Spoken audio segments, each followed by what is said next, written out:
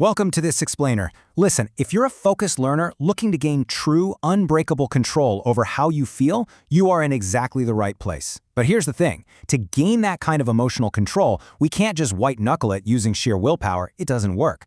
Instead, we have to meticulously map out the biological and psychological machinery that's constantly running inside our heads. So think about this for a second.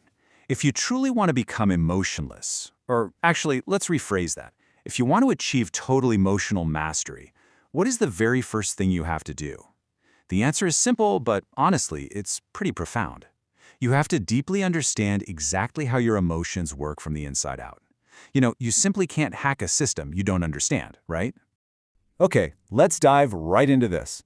We are going on a highly structured, 6-step journey today. We'll start with the blueprint of feeling, explore the brain supercomputer, unlock the power of the gap, separate thoughts versus reality, take back the remote, and finally, we'll forge the logical shield. Step 1. The blueprint of feeling. Before we can even begin to control an emotion, we need to know what it actually is, right? Basically, it's a simple internal reaction. Let's look at its exact life cycle. Step 1, a situation happens outside of you. Step 2, your brain analyzes it. Step 3, an emotion is triggered deep down in your mind.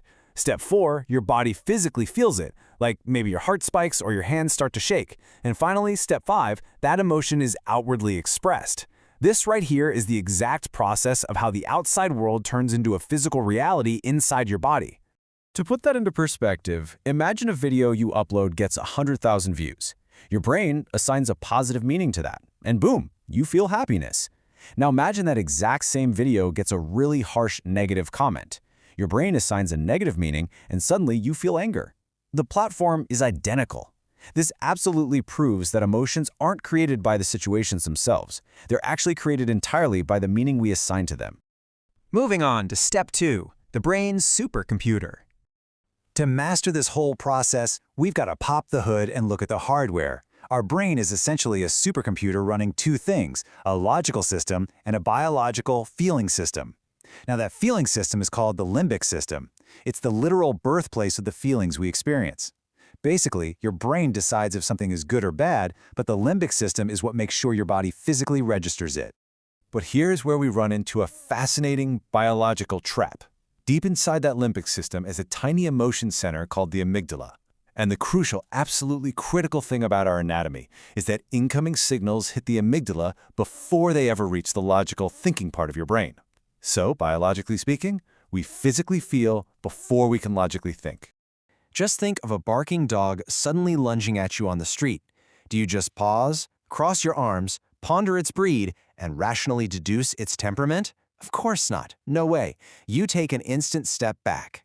Your amygdala fires off an immediate fear signal, throwing your entire body into protection mode milliseconds before your logical reasoning can even boot up.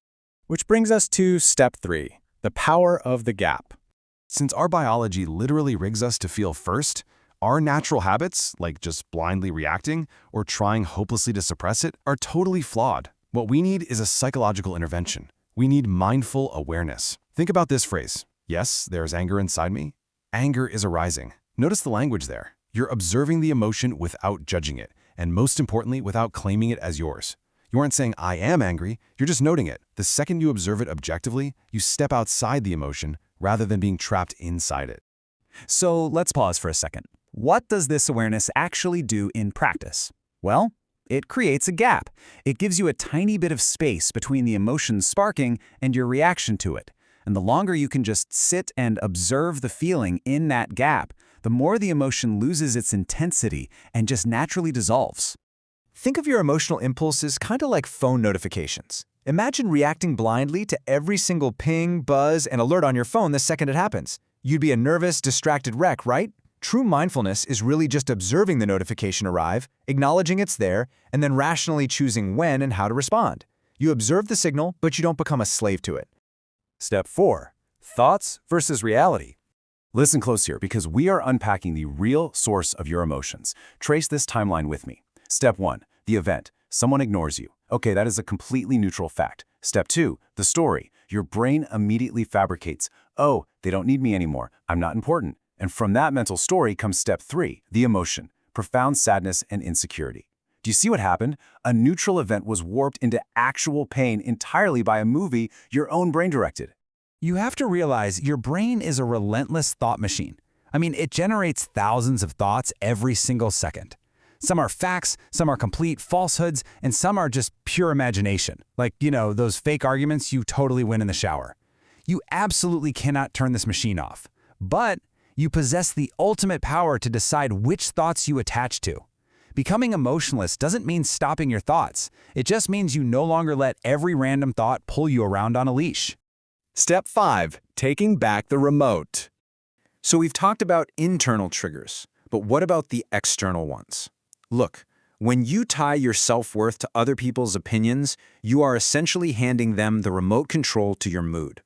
To take that remote back, you need to adopt this rule of inner peace. Expect nothing, control everything within. Because every single expectation you have of someone else is really just a hidden demand on how the world should behave. By dropping those expectations, you prevent frustration entirely. Your self-worth stays completely anchored, and no outside rejection can shake your balance.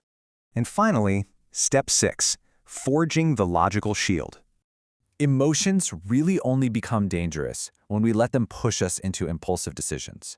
So, you need to forge an invisible armor, a mental filter that every single emotion has to successfully pass through. Whenever a strong emotion surges up, ask yourself, is this feeling useful? Is it giving me growth? If the answer is no, you acknowledge the feeling, sure, but you absolutely do not follow its direction. Let's bring this all together. What is true emotional mastery? Well, it means you expect nothing from others. It means you acknowledge your emotions through mindfulness but without blind obedience to them. And it means using logic as your invisible armor against impulsivity. Mentally strong people aren't numb robots. They feel deeply, for sure. They just keep the control firmly in their own hands. And so, as we wrap up this explainer, I want to leave you with a direct challenge. Based on all the biological and psychological machinery we've just mapped out together, the decision going forward is entirely yours. Will you continue to be a slave to every single emotion that pops up, or will you take back the remote and become their master? The choice is yours.